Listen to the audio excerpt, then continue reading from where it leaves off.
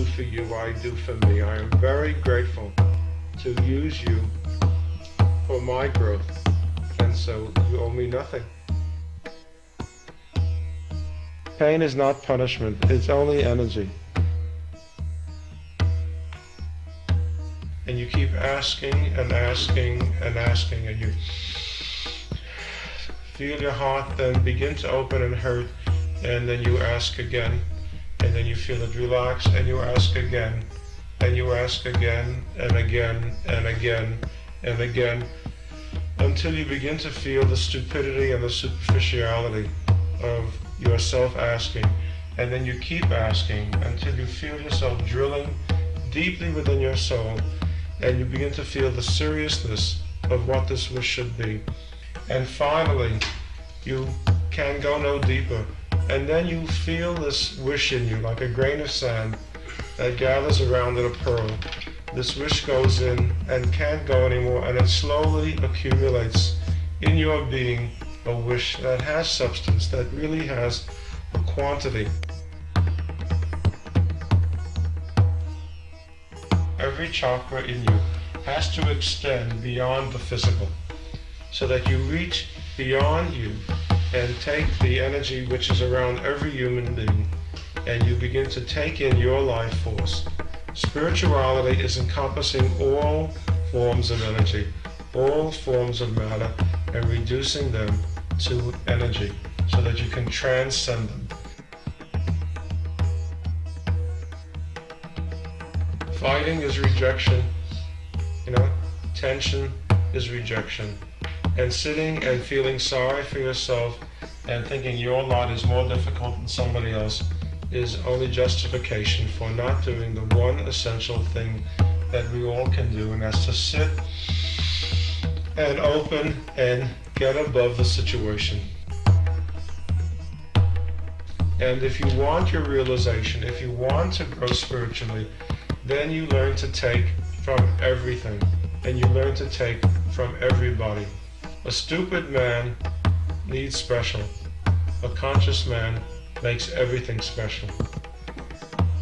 I mean, if I walked out here and I saw a dwarf, picking his nose with his foot, and I felt anything in him, he would be my teacher. I don't need special, because I'm secure in myself to take from anybody or any situation. You don't need special either. By wanting special, you are just rejecting everything, because you say only that or only this. It is everything that's there to help you.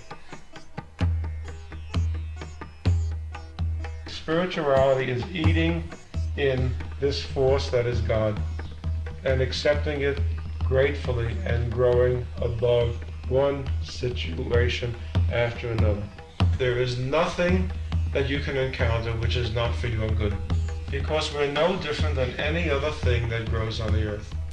You get strong, living strong.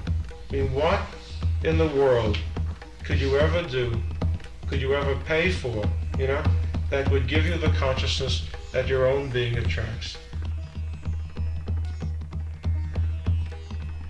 Spiritual force is a very rich and very real substance, and it does not have to be expressed in words. It does not even have to be expressed in deed, because it is a state of being.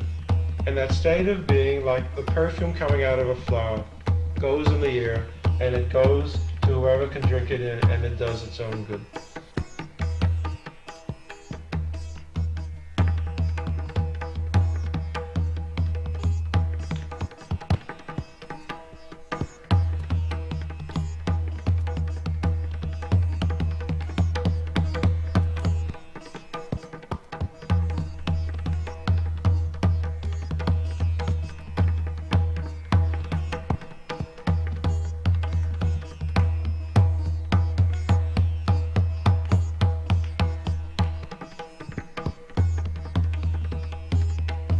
Unfortunately, so many times when people teach meditation, they always talk about the perfect breath and then you go floating off into the horizon. It doesn't work that way, because the thing of floating, the thing of sitting and meditating and being pure is also in your mind. Because if you surrender that, you come to the next level in yourself that needs cleaning out. And it's endless. The Atma is endless, and so is the surrender. And you can consciously be, this child, singing Vinlay or singing, Hare Krishna, and that's wonderful if you really are a child. But if you're really acting and reacting for other people, then it's not true in yourself, and it's not true for your nature. You're really not using the chanting to free you. And just to do it because other people are doing it and you feel you should do it, this is really not where it's at. Of course, the essence is really to sing and really go right up with God. I mean, that's, to become, you sing Krishna, you become Krishna. You have to try to feel that. Krishna was a beautiful person. I mean, he really played, everything in him represented this thing of playing the flute and dancing. He had this kind of beauty. But if you're taking, 1% of the chant and putting it in 99% of you because you want to feel part of a group, you're not chanting to feel part of a group. You're there to have the sense of the group, which is supposed to free you as an individual. So you are your Krishna. Everybody who taught you is your teacher. The thing is, you have to be secure within yourself to make a life and admit that you've used all of these people and all of these things. The ego in a man is that he doesn't need anybody, and reality is that you need everybody. Consciousness is everyone, because all of you say God is one. Well, this is the way God is one. If you have a spiritual guide and he doesn't produce what you want, you give him a note and tell him to go back up to God and send somebody else. You do not have to accept anything in this world spiritually that does not satisfy your need. The minute you accept it, and it isn't what you want, you have accepted a limitation. One man's teacher, is another man's obstacle. There is no such thing as a bad teacher. There is only a bad student. Because you take what they have and it works for you, that's fine.